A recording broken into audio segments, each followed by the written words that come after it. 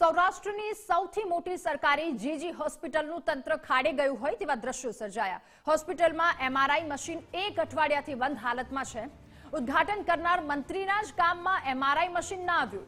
MRI machine બંધ થતા મંત્રીને રાતોરાત રાજકોટ શિફ્ટ કરવામાં આવ્યા। બ્રેન સ્ટ્રોક આવતા રાઘવજીને જીજી હોસ્પિટલ લઈ જવામાં આવ્યા હતા, પરંતુ ત્યાં મશીન જ બંધ। કરોડોનું મશીન વસાવ્યાને 1 વર્ષ પણ નથી થયું અને મંત્રીને પૂરતી સુવિધા પણ ન મળી તો પછી આમ જનતાને શું મળશે એ સૌથી મોટો સવાલ છે।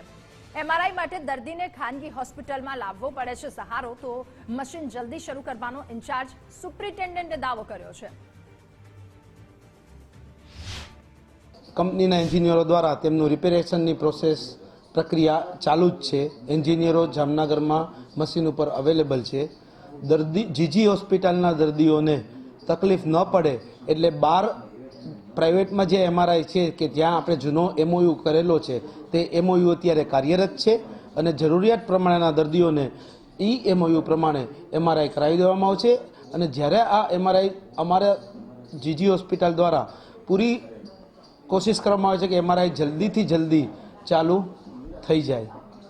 કંપનીના એન્જિનિયરો દ્વારા તેમનું રિપેરેશનની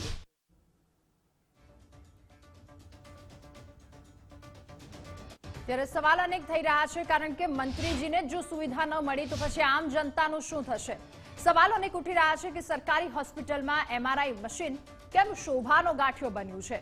જો ખરાબ છે તો તાત્કાલિક રિપેર કેમ ન કરવામાં આવ્યું? મંત્રીને જો પૂરી સુવિધા નથી મળી તો પછી આમ જનતાનું શું થતું હશે એ પણ સૌથી મોટો સવાલ થઈ રહ્યો છે। બજેટમાં અધધ ફાળવણી કરવામાં આવી અને તેમ છતાંય આવી ખસ્તા હાલત હોસ્પિટલની કેમ છે?